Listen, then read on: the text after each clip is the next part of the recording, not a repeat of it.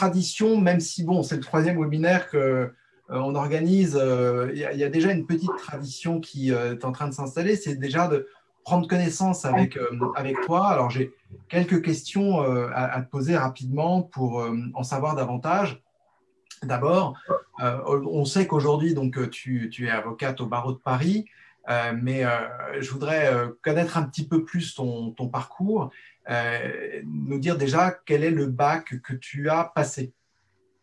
Alors, ça, c'est le côté jeune des choses. Je fais juste après la réforme, où j'ai un bac ES. Un bac ES qui correspond plus à rien aujourd'hui puisqu'il y a Ah eu bon, la d'accord, ça a réforme changé. AG, mais c'est le bac économique, donc sciences Ah. économiques. Hmm. Alors, mais je pense que nos invités ce soir connaissent encore la différence entre le bac S, ES et L. Donc, tu as passé un bac ES et puis après quoi, tu as fait des études de droit, j'imagine. Dans quelle université? Alors, j'ai entamé tout de suite après le bac un double cursus de droit et de droit européen à la fac de Créteil. À la fac de Créteil qui s'appelait déjà l'UPEC à l'époque ou c'était… Et la fac de droit de Saint-Maur, c'était un antenne de Créteil qui était rattachée à Saint-Maur. D'accord. Et tu t'es spécialisé après quoi en droit privé, j'imagine? Oui, après, j'ai été prise à l'époque DEA, là, ça arrive un petit peu, Hmm. à Paris 2. Donc, je suis partie puisque, à mon époque, et j'imagine que c'est toujours le cas aujourd'hui, c'était une faculté très prestigieuse. Hmm. J'ai eu la chance d'intégrer un master à Paris 2 que j'ai suivi là-bas et s'en est suivi la thèse. Et c'est là que je suis revenue à la faculté de Créteil, qui avait bougé à Créteil, à l'UPEC, pour donner mes premiers TD sous la direction d'Olivier Tournafont. Ouais. Je dis ça parce que j'enseigne dans son master, donc plus de 20 ans après, parce que ça fait à peu près. Encore aujourd'hui? Ouais, bah, aujourd'hui, j'enseigne, j'ai des cours magistraux dans son master de construction et d'urbanisme. D'accord. Donc voilà, c'est une fidèle relation qu'on a tous les deux depuis mes premiers TD, puisque j'ai fait ces TD d'introduction au droit.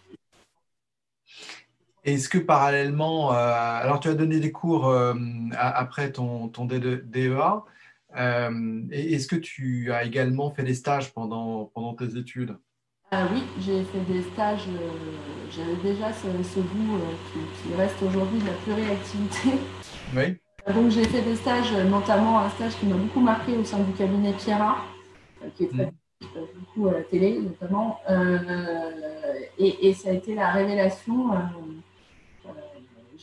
J'étais sa stagiaire, donc lui il était associé, il avait monté son cabinet il y a peu de temps. Et ça a vraiment été la révélation pour cette profession. J'ai trouvé ça hyper dynamique,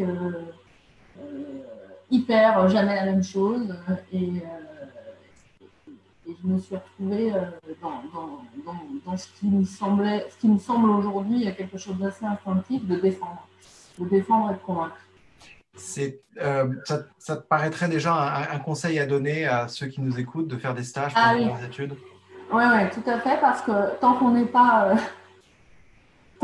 immergé, comme on dit, on ne peut pas se rendre compte de la réalité d'une profession et l'image que se font les gens de la profession d'avocat euh, n'a pas de réalité puisque traditionnellement, l'avocat, il suffit de se référer au classement top 50 des avocats pénalistes qui sont publiés par des revues dont je tairai le nom, qui sont très importantes, des journaux, des quotidiens, des hebdos à tirage énorme. Quand vous regardez les 50 avocats les plus connus de France, vous n'avez que des pénalistes.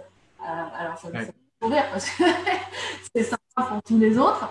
Donc, Ça ne représente pas en plus tellement la ça réalité du représente, marché. ça représente rien du tout. Donc, ça déjà, dans l'esprit des gens, un avocat, c'est le pénaliste. Et puis, en plus, dans l'esprit des gens, l'avocat, c'est soit le miséreux commis d'office avec une version très américaine de ce qu'il peut représenter, ou soit, au contraire, l'avocat d'affaires qui joue au golf, qui fait des déjeuners clients. Hmm. Et je pense que ça ne représente absolument pas la réalité du métier, qui est un métier très difficile, mais incroyablement passionnant.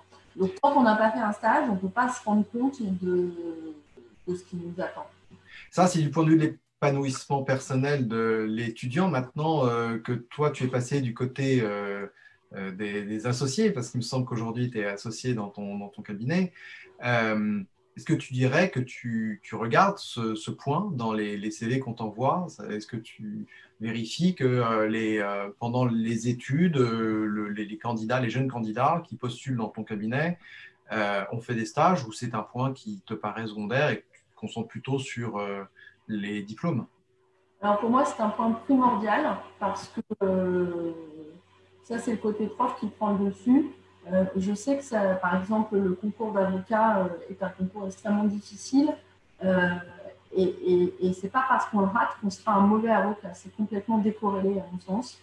Et de la même façon, on peut avoir un éveil tardif, pour le dire gentiment, dans ses études et ne pas forcément avoir des mentions tous les ans, voire redoubler une première année, ou pire, sans cours. Et les stages peuvent faire la différence parce que ça montre pour moi une dynamique d'esprit, ça montre une soif d'apprentissage et le métier d'avocat, ça fait partie des énormes avantages de ce métier. C'est un des rares métiers où on apprend toujours pendant qu'on pratique. C'est-à-dire qu'aujourd'hui encore, j'ai la sensation d'être confrontée à des difficultés et des marches que je vais devoir monter. Et du coup, j'ai envie de dire que mon DEA est bien éloigné de tout ça et que ma thèse, mon doctorat est encore plus peut-être éloigné de tout ça et que cette soif d'apprendre, cette soif de découvrir et peut-être cette motivation à pas se dire bon bah j'ai 2 mois de vacances, je prends 2 mois et passer peut-être 1 mois sur 2 voire plus à essayer de choisir vraiment sa voie. Pour moi, ça dénote une dynamique d'esprit qui est extrêmement importante. Aujourd'hui, donc, tu es avocate. Est-ce que tu as toujours été avocate dès la sortie de tes études? Tu as enseigné, tu nous l'as dit également, mais tu as eu un parcours, on va dire, classique, dans le sens où après ton DEA, tu as soutenu une thèse, ce qui n'est pas classique en soi, mais tu es resté dans les études de droit, tu as passé ton CRFPA, puis ton CAPA, et ensuite tu as été avocate et tu es restée avocate. Oui, j'ai toujours fait les deux en même temps. Donc, quand j'ai vu que c'était très compliqué d'être avocat et de faire une thèse, j'ai préféré aller jusqu'au bout de la thèse parce que je ne voulais pas trop m'arrêter mon chemin. Je suis quelqu'un d'assez persévérant. C'est aussi une des qualités qu'il faut avoir pour être avocat parce que c'est un métier très dur où il faut accepter de prendre des coups et être capable de se relever. Donc, ce n'est pas nécessairement fait pour tout le monde. Et c'est d'ailleurs pour ça qu'il y a énormément de personnes qui se mettent du barreau dans les 10 premières années d'exercice. On en parlera sans doute. C'est un métier très jeune, enfin très jeune, l'âge moyen de l'avocat en France, c'est 43 ans, donc c'est pas vieux. Je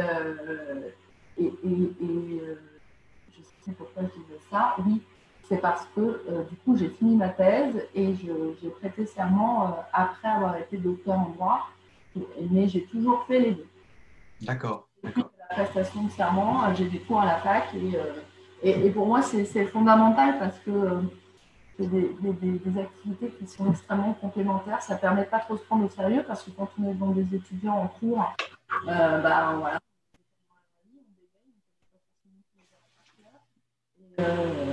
Et ça me fait du bien de me mettre, non pas en danger, parce que c'est quelque chose que je connais bien, mais de me mettre quand même en situation par rapport à des étudiants pour qui j'ai un profond respect. Attends, on t'entend plus là. C'est mieux là, c'est revenu. Alors, il y a un problème de micro. J'ai l'impression, je ne sais pas s'il y a que moi. J'ai rien touché. Alors, moi, je ne t'entends plus.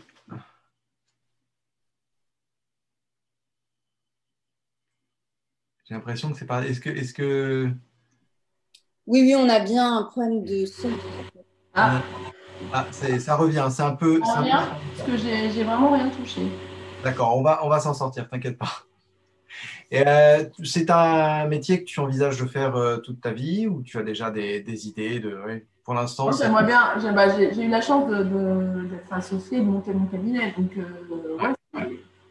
ouais, je me vois bien, non pas vieille avocate, parce que. Voilà, mais oui, c'est. pas vieux de toutes les manières. Mais, malade, pas malade, ouais, j'y vais. ouais. Et, Je me dis pas, quand je vois la fin des vacances, je me dis pas, oh non, je retourne au cabinet. Je suis contente de retourner au cabinet. Ce qui est un luxe aujourd'hui assez, assez incroyable. Et c'est un énorme luxe. donc, comme on le voit sur le slide que je partage, donc tu es avocate associée cabinet Rome. Vous êtes tous spécialisés dans le droit de la construction ou dans ce cabinet Oui, on fait que, c'est un cabinet qui est entièrement dédié, c'est un cabinet niche, comme on dit, parce qu'il y a plusieurs façons d'exercer le métier. C'est un cabinet de niche, donc on fait tous, on est 2 associés et 4 collaborateurs, et on fait tous du droit de la construction, du risque industriel et du droit des assurances. Et ça correspond à faire plus de conseils ou plus de contentieux? Contentieux, clairement. Plutôt du contentieux, d'accord. Donc, vous intervenez sur des gros chantiers qui posent des problèmes. Exactement, des ponts qui tombent, des trains qui déraillent, des maisons qui fissurent. Et nous, on travaille pas pour des particuliers, donc sans dénigrer les avocats qui font du particulier, c'est un traitement complètement différent. D'accord. Le droit de la construction, c'est une des branches principales du droit des affaires, donc les enjeux sont monstrueux. Un dossier moyen au cabinet doit peser entre 300 000 et 500 000 euros. Oui, d'accord.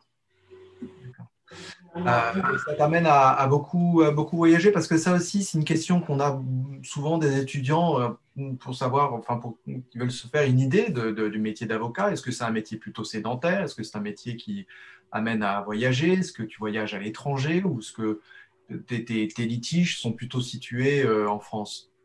Alors, en 2 temps, je pense qu'il y a une grande variété en fonction des spécialités des avocats. Si vous êtes avocat en droit de la famille, j'ai peine à imaginer qu'on soit là dans toute la France. En revanche, un avocat qui fait de l'arbitrage aurait plus vocation éventuellement à des déplacements en dehors de la frontière nationale et en dehors du Covid, naturellement.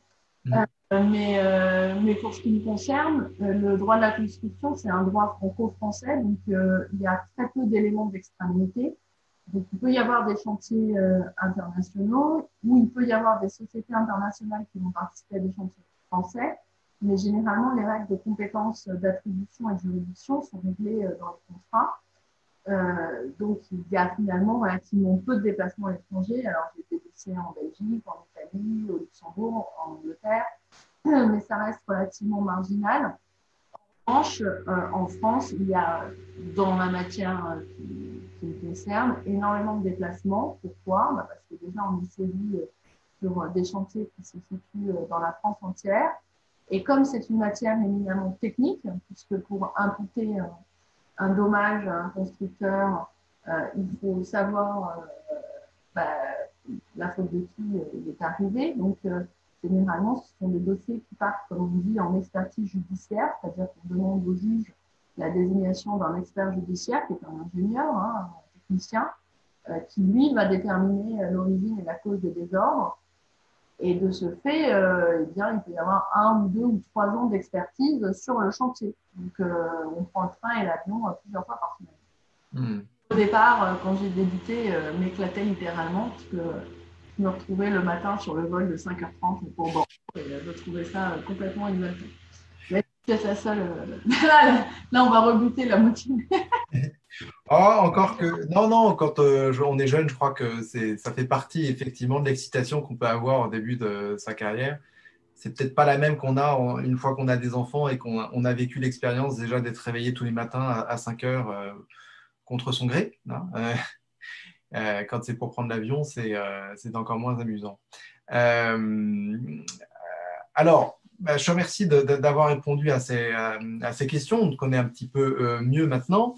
Et si on t'a invité aujourd'hui, c'est parce qu'on est très intéressé de connaître ton point de vue sur l'avocat 2.0, de connaître les différentes contraintes du marché et de voir quels sont les outils que tu utilises aujourd'hui pour développer ton activité d'avocat. Alors, un premier thème dont je te propose de parler, c'est l'exercice de la profession à Paris et en province. Toi, ton cabinet, il est situé à Paris. On va voir, ça représente finalement beaucoup d'avocats, mais ce n'est pas l'intégralité des avocats. Évidemment, il y a aussi des avocats qui sont en province. Parmi ceux qui nous écoutent, peut-être que certains exerceront en province. Est-ce qu'on peut dire que c'est le même métier, ou du moins, est-ce que l'exercice est comparable? Alors déjà, quelques chiffres pour que tout le monde comprenne bien les grandes masses. Il y a à peu près 69 000 avocats en France. C'est un chiffre qui n'arrête pas d'augmenter. Aux grandes dames des avocats, évidemment, qui trouvent qu'il y en a beaucoup trop. Et sur ces 69 000 avocats, il y en a plus de 40% qui exercent à Paris, ce qui est monstrueux. Quand je dis Paris, c'est Paris-Paris, parce que par exemple, les Hauts-de-Seine, le 92, c'est un autre barreau. Donc, le barreau de Paris, c'est Paris-Paris. Donc, ça veut dire qu'il y a vraiment Paris et le désert français. Et je vais même plus loin, puisque si on ajoute le barreau de Lyon, où il y a 5% des avocats, le barreau des Hauts-de-Seine, où il y a 3,3% des avocats, et le barreau de Marseille, où il y a 3,2% des avocats, là, on arrive carrément à regrouper plus de 60% des avocats, si on s'amuse à faire le petit calcul. Si on rajoute les autres villes, on se rend compte que finalement, il y a une majorité écrasante pour les trois barreaux, Paris et derrière Lyon, Hauts-de-Seine et Marseille, et que à la suite, c'est vraiment presque insignifiant. Alors, ça veut dire qu'il y a vraiment des grosses disparités entre Paris et le reste de la France, et je pense d'importantes disparités en termes d'exercice de la profession. Et c'est d'ailleurs pour ça que les avocats parisiens sont très stigmatisés. Quand on voit des téléfilms ou des films sur les avocats d'affaires, c'est souvent des grands cabinets parisiens qui ressemblent d'ailleurs parfois aux cabinets américains. Et ça a assez peu d'existence en province. Et moi, je suis toujours troublée aux demeurant en province de me dire que c'est beaucoup plus détendu, c'est beaucoup plus aimable, même quand on est à Lyon ou à Marseille, ce sont des villes énormes, mais c'est déjà plus exactement la même ambiance qu'à Paris. Et alors après, entre les grandes villes et la province, il y a encore, à mon sens, une énorme disparité, parce que, par exemple, la semaine dernière, j'ai plaidé à Laval, et donc à Laval, il y a 70 avocats inscrits. Donc là, évidemment, ils se connaissent tous, les juges, ils les connaissent par cœur. Donc là, on n'est plus du tout sur la même planète. Que nous, à Paris, on ne connaît absolument pas les juges, même pour plaider régulièrement. Les juges ne nous connaissent pas, alors ils finissent par connaître même les cabinets, puisqu'on a des chambres spécialisées. Mais il n'y a pas du tout de relation de proximité, tout est aseptisé.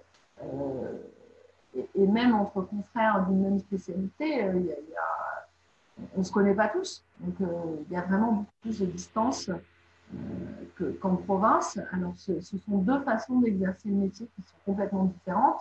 Et c'est vrai que les Parisiens s'en amusent, et à l'inverse, les provinciaux, sans qu'il y ait une connotation négative, naturellement, s'en amusent également. Mais c'est vrai que nous, quand on appelle en province, après 17 h, il n'y a plus personne. Alors que dans un cabinet d'avocat à Paris, quand on finit tôt, on finit à 19h30, quoi. Avec ce que tu dis, ça va donner quand même plutôt envie à nos auditeurs d'aller exercer en province. En tout cas, ça paraît comme cela plus décontracté, peut-être plus compatible aussi avec une vie de famille. Est-ce que tu dirais qu'il vaut mieux exercer en province du coup, ou est-ce que l'atmosphère parisienne est également très stimulante? Je pense que ça dépend également des spécialités, parce que par exemple, un avocat en droit de la famille qui fasse un divorce à Paris ou un divorce à Bordeaux ou un divorce à Aurillac, je ne suis pas persuadée qu'il y ait fondamentalement une vraie différence en termes de technicité de dossier, d'intérêt du dossier, etc. Alors que par exemple, pour ce qui concerne le droit de la construction, c'est vrai que les sièges sociaux des principaux assureurs et des principales sociétés de construction sont à Paris. Il y en a aussi évidemment en province, mais moins. Donc les dossiers les plus importants et les plus attrayants sont peut-être injustement parfois réservés aux avocats parisiens. Et de ce fait, moi je ne me suis jamais imaginé vraiment passer le périphérique, à vrai dire. Oui, quand même. Donc, on a finalement en fait des marchés qui sont. Peut-être que c'est une caricature, hein, que je vais faire, mais la difficulté, j'ai l'impression, d'après ce que tu dis, pour l'avocat parisien, c'est d'avoir les clients, il y en a, mais il y a tellement d'avocats qu'il y a une concurrence qui est exacerbée, et donc il faut réussir à se faire entendre pour que le client vienne vous voir. En province, la difficulté peut-être est de trouver le client parce qu'il y en a beaucoup moins qu'à Paris, du coup. Peut-être. C'est pour ça aussi que l'ordre, enfin que les ordres et les barreaux maintiennent la postulation. C'est pour aider. Alors la postulation, pour expliquer ce que c'est que quand on a par exemple un dossier à Brest, on est obligé de prendre ce qu'on appelle à Paris un correspondant local, c'est-à-dire un avocat du barreau de Brest, qui va assurer la procédure. Là, je parle d'une mesure civile, la procédure devant le tribunal judiciaire. Donc, ça veut dire qu'il va nous représenter très concrètement et il va assurer la mise en état pour le compte du cabinet parisien, et ça, c'est payant. Et c'est vrai que la postulation fait vivre, malheureusement, hein, parce que c'est quand même pas très intéressant du dossier, mais fait vivre malheureusement un certain nombre de confrères de province, et bon, c'est vrai que c'est la peine. D'accord. Quel que soit le lieu où on exerce, il faut choisir une structure pour exercer. C'est un deuxième thème peut-être sur lequel tu pourrais nous apporter ton éclairage pour ceux qui nous écoutent, qui ne sont certainement pas encore tout à fait au fait en fait de ces différentes structures. Alors, tu m'arrêtes si je me trompe, mais historiquement, les avocats avaient plutôt tendance à se réunir en SCP, en société civile professionnelle. Et puis ensuite, les sociétés d'exercice libéral, les SEL, ont fait leur apparition. Et aujourd'hui, c'est cette forme de société, de groupement qui est la plus répandue chez les avocats. On peut peut-être déjà commencer par parler de la SCP et de la SEL. Oui, alors juste avant de dire que là encore, il y a des grandes disparités entre les régions françaises. Si on lisse sur l'ensemble de la France, là, il y a 38% des avocats qui exercent à titre individuel, ce qui n'est pas le cas à Paris, où la plupart des avocats sont regroupés.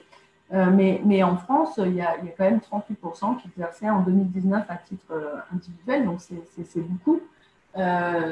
Et dans les grandes villes, évidemment, ce n'est pas représentatif puisque les cabinets, enfin les avocats ont tendance à se regrouper pour former des sociétés. Alors, quelles sociétés ils forment déjà, ils ne sont pas si nombreux que ça à former des sociétés puisque schématiquement, il y a 3 catégories d'individus. Il y a les associés qui ont donc des parts dans la société et qui ont le statut d'employeur la plupart du temps. Il y a les collaborateurs qui, eux, sont libéraux mais qui ont un contrat de collaboration avec l'avocat employeur. Et enfin, les avocats salariés qui sont de moins en moins nombreux parce que ça coûte très cher tout simplement et que Alors, attends, ton micro a de nouveau bugué. Je t'arrête une dès que seconde. je mette mon casque, je vais peut-être. Ah, peut-être que ce sera mieux si tu mets ton casque, oui.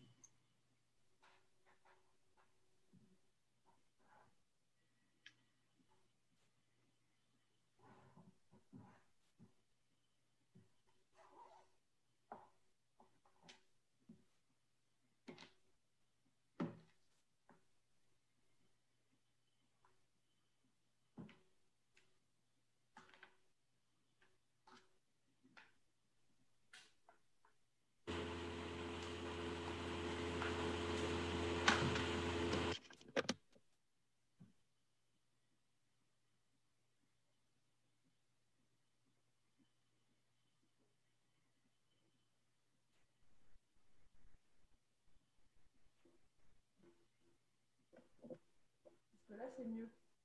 Alors, on entend de très loin. Ah, je vais parler fort. C'est mieux ou pas? Alors là, on entend. Bon, c'est parfait.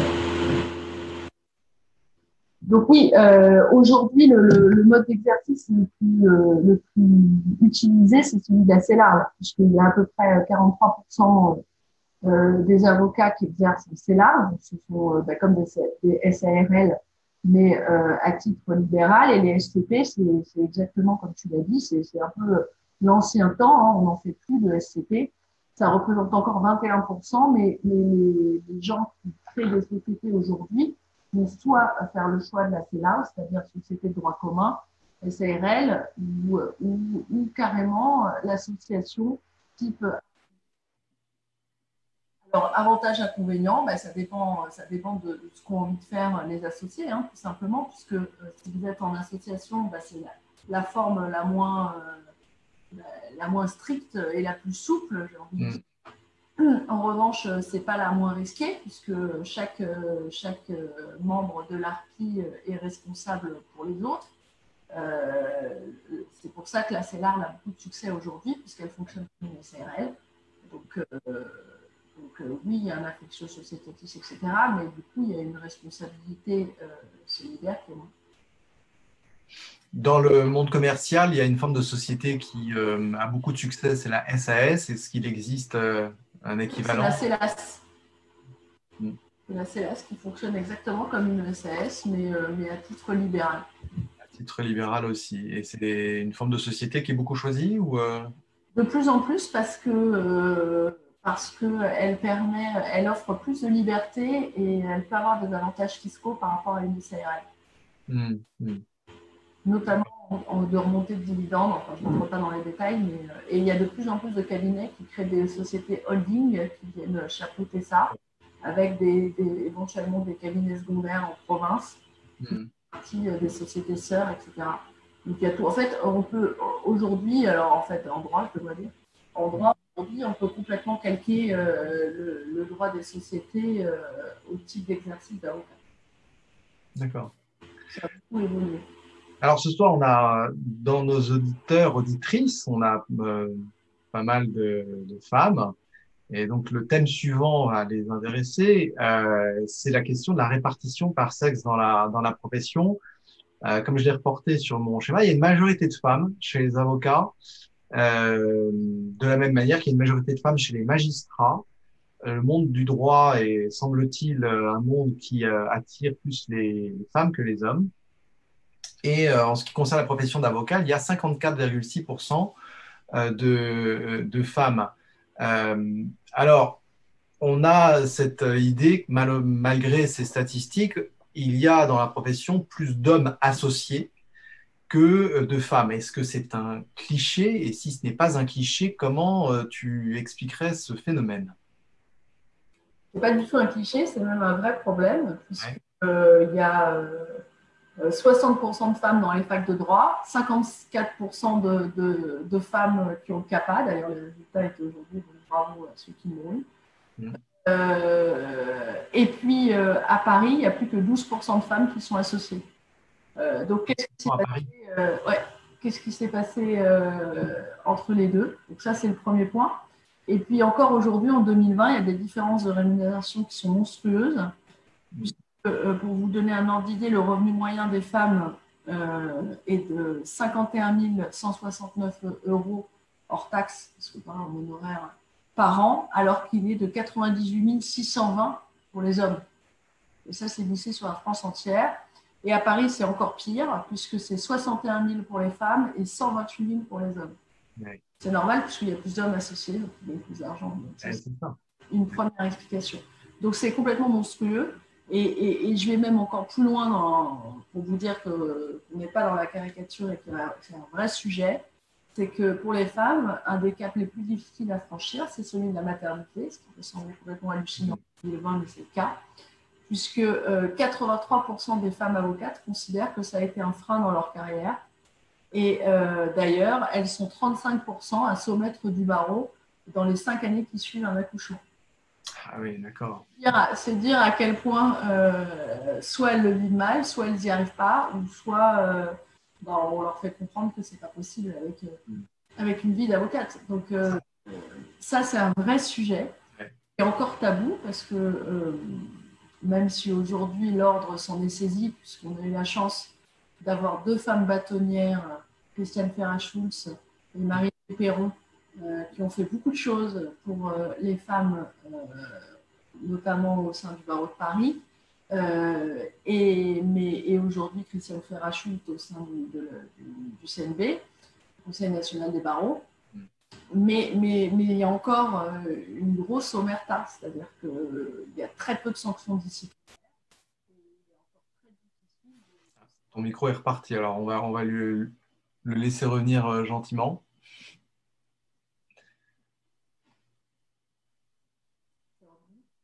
Non, on t'entend pas bien.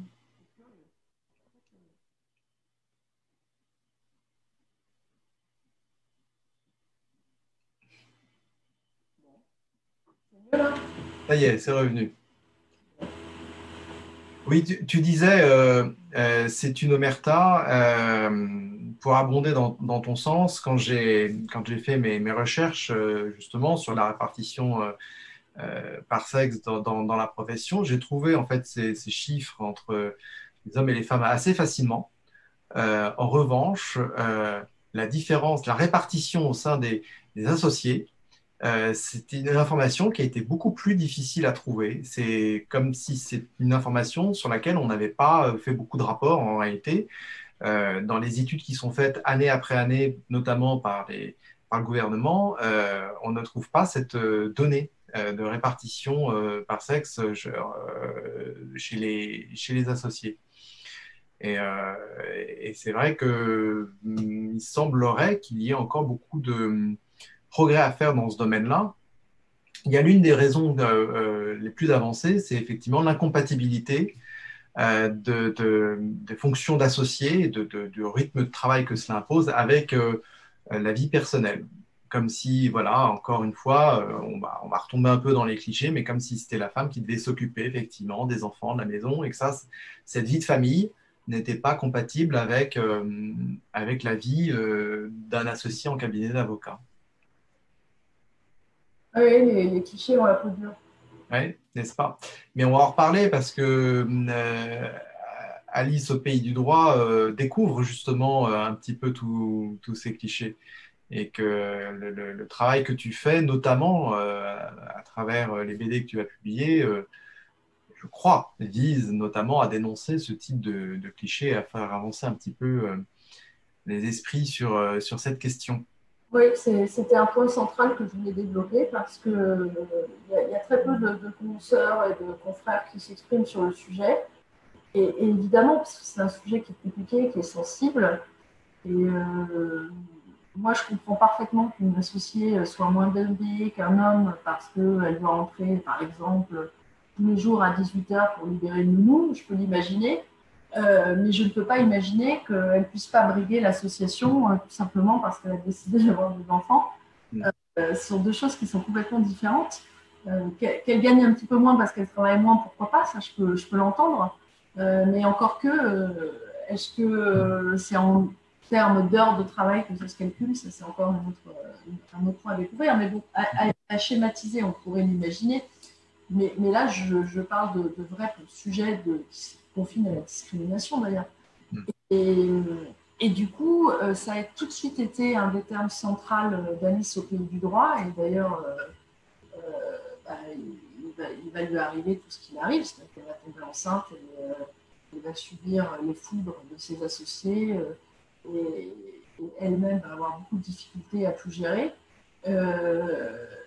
Et le sujet n'est pas purgé et je pense qu'il faut en parler.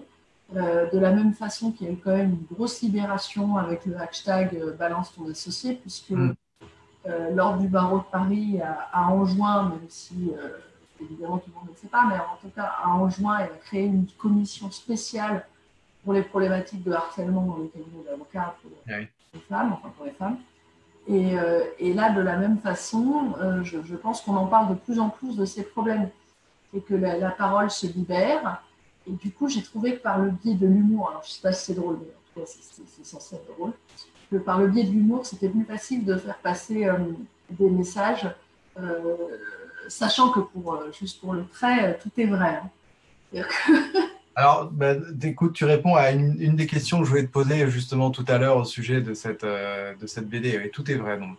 Tout est tiré d'histoires tout est tiré d'histoires réelles. C'est pas rassurant. Il faut prendre ça au deuxième degré. Vous avez un associé. Oui, bien sûr. En entretien, si vous avez envie de faire une lecture étrange, je pense qu'il faut répondre avec humour. Justement, au lieu de paraître choqué, c'est d'avoir de l'aplomb. L'aplomb fait partie de la profession. Donc, quand ce genre de choses arrive, je pense qu'il faut l'affronter. De toute façon, c'est quelque chose qui va arriver quand on est une femme, quel que soit le moment où ça arrive. Il y a forcément un moment où vous allez avoir la remarque déplacée parce que vous avez mis une jupe ce jour-là. Voilà, que ce soit d'un confrère, que ce soit d'un collaborateur, que ce soit de n'importe qui, d'un juge, d'un client, tout y passe. Moi, je me rappelle j'avais beaucoup de chance parce que ça ne se voyait pas trop que j'étais enceinte. Mais j'ai caché mon ventre pour les 2 grossesses parce que je me suis dit que ça allait paniquer les clients. Ouais. De l'intérêt d'être prévenu pour pouvoir anticiper ses réactions et donc d'acheter ta BD pour connaître un petit peu toutes les situations dans lesquelles on peut se retrouver. Le thème suivant, on va rapidement aborder, c'est le dynamisme de la profession. On en a déjà dit quelques mots. Tu nous as dit qu'il y avait à peu près 70 000 avocats aujourd'hui en France, dont 40 000 pour le seul barreau de Paris. On voit qu'il y a finalement une progression relativement linéaire entre le barreau de Paris et le reste des autres barreaux. La progression est assez importante. On voit qu'en 10 ans, on est passé quand même de 50 000 avocats à 70 000 avocats. Est-ce que tu sens qu'il va y avoir quand même un ralentissement de cette courbe ou est-ce qu'au contraire, elle va continuer gaiement d'aller à ce rythme-là et que le secteur, le milieu des avocats va devenir de plus en plus concurrentiel? Je pense que ça va continuer à augmenter et déjà parce qu'il y a de plus en plus de litiges, c'est-à-dire qu'avant, on hésitait avant de saisir un avocat et on essayait de s'arranger, etc. Et aujourd'hui, c'est moins le cas. Puis, alors après, je ne sais pas si la profession va être capable d'absorber, ça c'est une autre question, mais je pense que le chiffre va continuer à monter. Alors, quelle que soit la situation, on est donc dans un marché qui est hyper concurrentiel, d'où l'importance d'une communication maîtrisée par l'avocat. C'est le thème suivant sur ce tableau. Communication de l'avocat qui peut passer par aujourd'hui plusieurs outils. On a une communication classique de l'avocat qui consiste à écrire des manuels, écrire des articles dans des revues, tenir des blogs. Alors ça, les blogs, c'était à partir des années 2000. On a des avocats qui se sont rendus plus ou moins célèbres en tenant des blogs. On pense notamment à ce blog célèbre, le maître Eolas, qui s'était rendu célèbre avec son blog. Aujourd'hui, un mode de communication un peu à l'ancienne, on va dire. On a également la possibilité de communiquer par voie audio-visuelle, passer à la radio, passer à la télévision. On a des avocats qui font des émissions et même de la publicité. Alors, je propose qu'on s'arrête un petit peu sur ces 2 premiers modes de communication. Est-ce que toi, tu utilises déjà l'un de ces modes de communication écrite ou audiovisuelle? Alors, oui, mais pas à des fins commerciales. C'est-à-dire que là, pour le coup, je me sers de mon goût pour l'écriture et toujours cette idée de transmission des connaissances. Donc, quand j'ai écrit, par exemple, mon premier livre, je ne l'ai pas fait en me disant ça va faire de la pub pour le cabinet. j'ai découvert qu'en effet, vis-à-vis des clients, ça apportait une crédibilité de professionnalisme et de compétence dans une matière donnée. Parce que pour un client, réussir à publier un livre chez un éditeur prestigieux sur le domaine de compétences du cabinet, ça vient à dire que qu'on s'y connaît un tout petit peu et qu'on s'y connaît, qu'on sait un peu, bien sûr. on en parle. Mais ce n'était pas le but premier, en tout cas pour ce qui concerne les manuels. Et tu as publié également dans les revues? Oui, quasiment toutes les semaines. Mais c'est pas ça, je ne le fais pas dans un souci commercial. En revanche, je viens tout de suite nuancer ce que je dis parce que depuis qu'il y a LinkedIn, j'ai découvert en postant systématiquement tout ce que je publie sur LinkedIn que ça avait apporté des nouveaux clients, ce que j'avais de la peine à imaginer parce que pour moi, je les appelle d'ailleurs les clients LinkedIn, pour moi, c'était assez invraisemblable de rencontrer un avocat comme ça.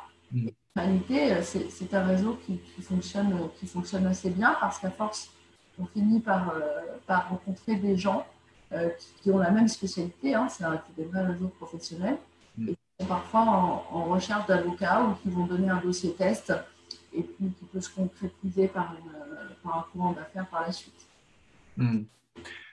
Et tu fais également de la radio, je crois. Oui, une émission qui s'appelle Construis-toi. Alors ça, je fais ça vraiment pour m'amuser parce que je trouve ça très rigolo. Donc je fais ça dans ma cuisine sur mon iPhone à 5h30 du matin quand je me lève. Alors disons, pour résumer, que ta communication, tu l'as fait par attrait intellectuel, que ce soit pour transmettre ton savoir ou parce que ça t'amuse. Mais le résultat, c'est quand même que ça te permet d'être vu et que ça, visiblement, ramène des clients également.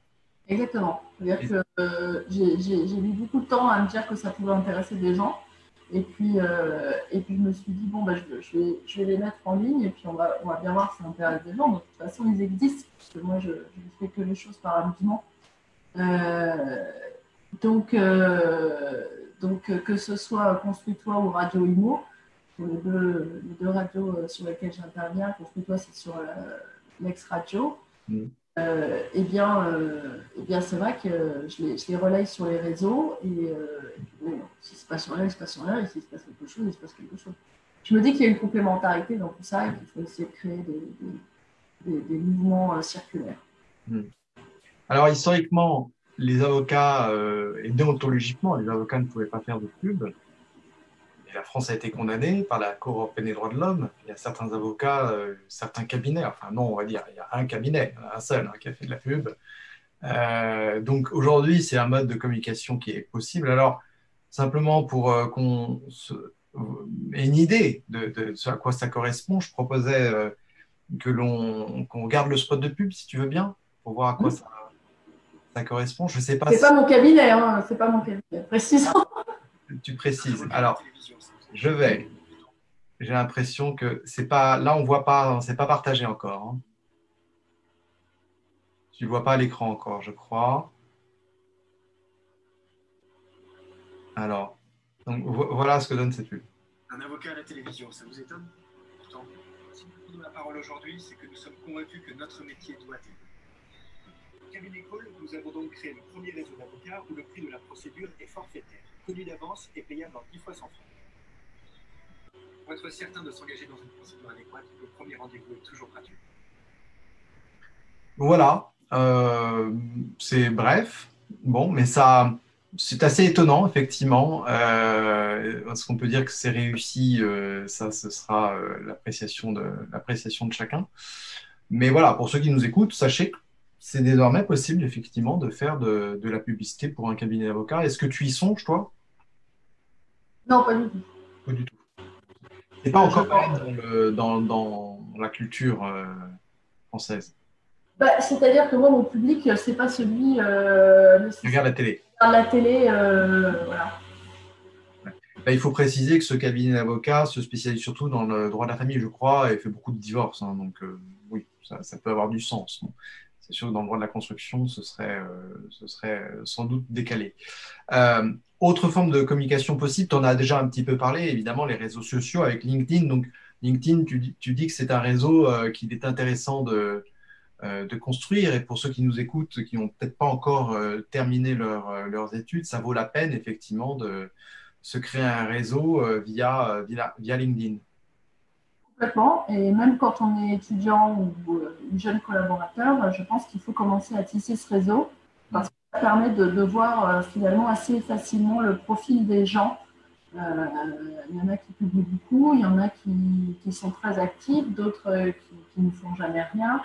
Et ça permet quand même d'avoir des indices sur des comportements. Et puis, ça permet aussi de se rendre compte des gens qui bougent, des gens qui sont dynamiques, des cabinets qui montent. Voilà.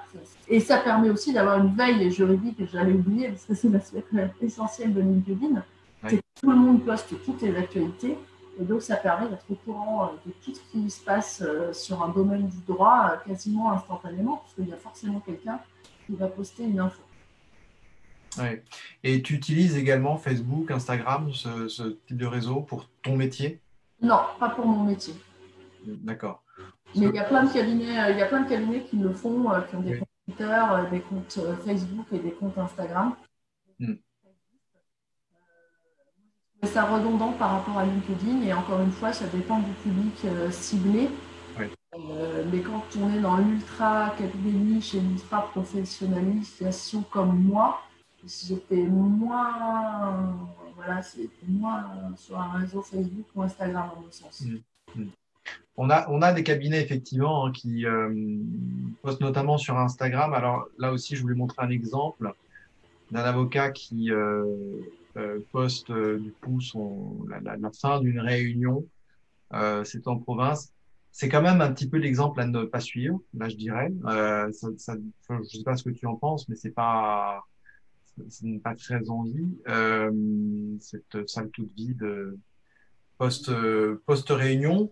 Bon, mais voilà, je sais pas ce qu'il faut en penser. Est-ce que c'est une bonne chose ou pas d'utiliser l'image?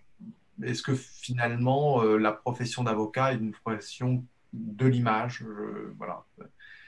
La question est ouverte, mais toi, t'as pas vraiment encore, tu n'as pas l'intention d'utiliser ce mode de communication. Et puis évidemment, donc, il y a la bande dessinée. Mais alors ça, c'est pas un mode de communication très fréquent. Et je dirais que pour le coup, tu innoves, sauf si je me trompe. Il y en a deux. Il y a une auteure, parce que moi j'aime pas trop dire autrice. Il y a une auteure qui a publié La vie rêvée des avocats, mais c'est sur l'histoire de la collab, c'est pas du tout le. Et puis il y a Richard Malka, qui est très connu en ce moment, qui a publié une BD sur la vie du palais, mais c'est pareil, c'est une BD, je dirais, générique. Là, l'idée, c'était de faire une BD juridique, c'est-à-dire que dans chaque tome est abordé un thème juridique. Et parallèlement à cela, de dresser une satire du milieu des avocats. Donc, il y a vraiment les deux sujets qui viennent s'entremêler au fil des tomes, puisque là, moi, je viens de boucler le manuscrit du troisième. Le deuxième tome sort le 15 novembre et le premier tome, il est sorti le 15 juillet. D'accord. Et tu penses, alors donc là, on voit à l'écran, c'est ton premier tome, celui-là, Alice au pays. Après, ça commence par la oui, ça commence par le début, c'est-à-dire la prestation de serment. Alors, est-ce qu'Alice a fait des stages avant de prêter serment? On ne le sait pas parce que ça démarre vraiment à l'obtention du CAPA et l'objectif de ce premier tome était de dresser de façon amusante toutes les étapes par lesquelles on passe entre l'obtention du CAPA et l'arrivée dans un cabinet. Qu'est-ce qui se passe entre les deux? Comment on fait pour trouver une collab? Comment on fait pour s'inscrire? Qu'est-ce que c'est la prestation de serment? Et de voir encore, de dresser une satire du milieu et de désacraliser un peu les choses, parce que c'est vrai que tout le monde se dit la prestation de serment, c'est un truc de fou. Et à vrai dire, ça dure, je pense, moins de 5 secondes. Donc, il vaut mieux avoir être bien présent au moment où on va dire je le jure, parce que ça consiste à lever la main et dire je le jure. C'est néanmoins un moment magique dont tout le monde se rappelle toute sa vie. Il y a le moment magique des résultats dont on voit ici le dessin à 11h35 dans le tableau des résultats. Ça, c'est un moment on est pas mal à avoir vécu. Effectivement, ça procure beaucoup de joie. Et puis après, il y a l'effet qui se coule, la réunion d'embauche dont tu parlais tout à l'heure, effectivement, avec des questions qui sont parfois qui sortent absolument de nulle part. Il n'y a pas cette question dont tu me parlais tout à l'heure, hein, de est-ce que C'est sur une autre planche. c'est sur notre planche, mais ça, effectivement, c'était quand même pas mal. Et donc, voilà, toutes ces questions sont des questions que tu as entendues ou qu'on t'a racontées. Oui, ou que j'ai moi-même suivi en entretien d'embauche, puisque j'ai démarré collaboratrice. Donc, Ah oui, bien sûr. ou je vais dire la vérité, ou que j'ai moi-même posé. Parce que quand je recrute aujourd'hui une avocate, je sais que normalement on n'a pas le droit de le faire, mais ça fait quand même partie des questions qu'on pose, de savoir s'il y a des projets de maternité dans les 90 prochaines années. Parce que, bon, cela dit, on va pas obligé de dire la vérité, mais Alors, quelle est la bonne réponse pour toi, justement? Au-delà de dire la vérité. déjà, mentir, c'est pas forcément une bonne idée. Parce que si on a 30 ans, qu'on est une femme et qu'on dit qu'on n'a pas du tout envie de faire un enfant, la personne qui est en face, normalement, a des doutes sérieux quant à la réalité de la réponse. Donc, alors, quand tu poses cette question, qu'attends-tu comme type de réponse quand tu sais déjà que la réponse sera oui, j'ai des projets de maternité? déjà, il y en a plein qui mentent, hein, qui me disent ah ben non, c'est pas du tout en projet, tout ça. Donc, et donc déjà, ça crée, ça crée une certaine forme de déception parce que parce que la journée d'un avocat dure en moyenne 10 heures. C'est le taux moyen d'un travail d'un avocat par jour, donc c'est-à-dire qu'il est aux 35 heures le mercredi. Et donc, on passe énormément de temps ensemble, on travaille beaucoup. Donc, si on ne se dit pas les choses, il y a une instantanéité, c'est-à-dire que le milieu de l'avocat, c'est un milieu qui est un petit peu cash. Donc, si on ne dit pas la vérité quand ça va bien et quand ça ne va pas bien, on ne peut pas y arriver, quoi. Donc, moi, je préfère qu'on me dise bah oui, j'ai envie de fonder une famille avec 5 enfants. Je vais dire oulala, 5, chapeau. Évidemment, je vais faire ma petite réflexion. Mais ça ne veut pas dire que c'est impossible. Pour moi, tout est question d'organisation. C'est pas rédhibitoire, ouais. Non. 5, à peu près. Et malgré toutes les péripéties qu'Alice vit dans sa profession, est-ce que tu dirais qu'Alice est heureuse? Elle s'éclate, c'est un métier qui est absolument génial. Je suis partiale parce que j'adore mon métier. Ouais. Et si tu avais un conseil à donner à Alice, quel serait-il? Qu'elle se batte, qu'elle s'accroche et ça va venir. Alors, dans ta BD, tu disais, évidemment, il y a de l'humour, tu essaies de faire passer des messages, notamment sur, on va dire, le combat pour les femmes, enfin bon, mais pour que la place des femmes soit peut-être plus conforme à la répartition des sexes dont on a parlé tout à l'heure, qu'il y ait plus d'égalité. Mais tu parles aussi de fond, de sujets de fond du droit. Il y a aussi une dimension instructive dans ces BD. L'idée est presque en fait d'apprendre le droit en s'amusant. Là aussi, on a un exemple de planche que l'on trouve, de type de planche que l'on trouve dans ta BD, avec le déroulement du CAPA.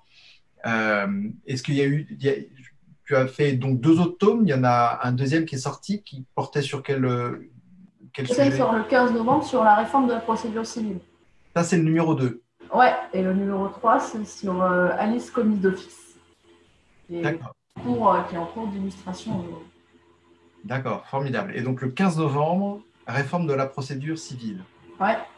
Alice, acheter et faire acheter à mes étudiants dès cette année parce que leur partiel de procédure civile de L3, c'est au mois de janvier. Et donc, s'ils peuvent réviser leur partiel cet hiver en s'amusant, je pense que ça peut être une excellente idée. Je pense qu'il faut diversifier les méthodes d'enseignement. Les étudiants que j'ai en face de moi, c'est toujours l'exemple que je prends, mais ils ne veulent plus lire du manuel de 700 pages écrit en 1 et 2.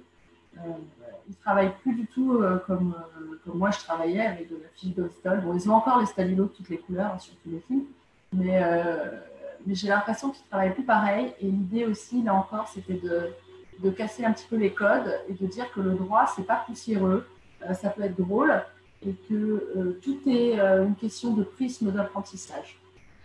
Puis, il y a une vraie dimension pédagogique, je trouve, à ce travail, c'est que ça permet d'associer l'image à l'information. Et c'est ce qui manque souvent, enfin d'expérience, c'est ce qui manque beaucoup à nos étudiants, c'est qu'ils ont du mal à se représenter les choses. Alors, particulièrement en procédure civile, typiquement, qui est une matière très technique et donc qui paraît très abstraite aux étudiants. Et moi, je passe mon temps à leur donner des exemples, en leur parlant très concrètement du juge, de l'avocat, de l'acte. Alors, je prends une feuille de papier, je leur dis, voilà, ça, c'est une assignation, vous trouvez ça, voilà comment il fait un jugement. Dans ta BD, ben, on va pouvoir justement visualiser les choses et donc associer des images aux règles de droit. Et je pense que c'est, d'un point de vue pédagogique, vraiment quelque chose de aussi de très intéressant, très novateur et très, très intéressant. Donc, moi, personnellement, je vais suivre ça avec beaucoup d'intérêt. Est-ce qu'il y a encore beaucoup d'aventures qu'Alice va vivre? Il y a le troisième génération. On espère, hein. Ça dépend de l'accueil du public. Hein. Il y a un éditeur derrière qui investit. Et donc, après ma passion et mon engouement personnel, il y a les dures réalités du marché. Donc, si ça marche, il y en aura plein, parce que l'avantage du droit, c'est que c'est tellement varié et tellement protéiforme qu'on peut parfaitement imaginer des dizaines de tomes, un peu comme Martine va au marché, Martine apprend à faire un tricot. Donc là, c'est Alice qui va prendre tout ça. Et puis ben, j'espère pour vous que ça dure. Ce sont des aventures que tu écris entre 4h et 5h du matin ou comment tu arrives à caser ça dans ton agenda? Après le dîner, généralement. Après le dîner. Après un bon apéritif, j'ai envie de rigoler. C'est plutôt chouette. Si tu arrives à effectivement faire ça en plus dans la bonne humeur. Écoute, Juliette, je te remercie infiniment d'avoir bien accepté notre invitation, d'avoir participé pendant 1 heure à ce webinaire qui, je l'espère, vous aura intéressé.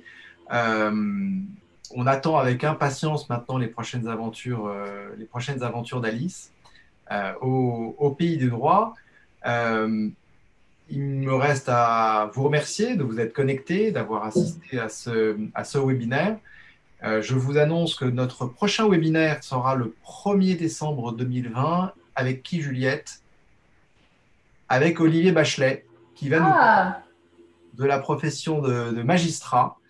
Et donc, c'est aussi un webinaire qui sera fort intéressant, j'en suis certain. Notez-le dans vos petite tablette, c'est le 1er décembre 2020 à 19h, même heure, même équipe. Donc, je vous dis à très bientôt. Vous pouvez au CFJ aussi nous suivre sur Facebook, Instagram, LinkedIn et puis Twitter. Juliette, c'est bientôt l'heure de l'apéro. Et après, donc j'ai bien compris, tu vas entamer ton tome numéro 4, donc. Peut-être. D'abord, je vais essayer de respecter le couvre-feu.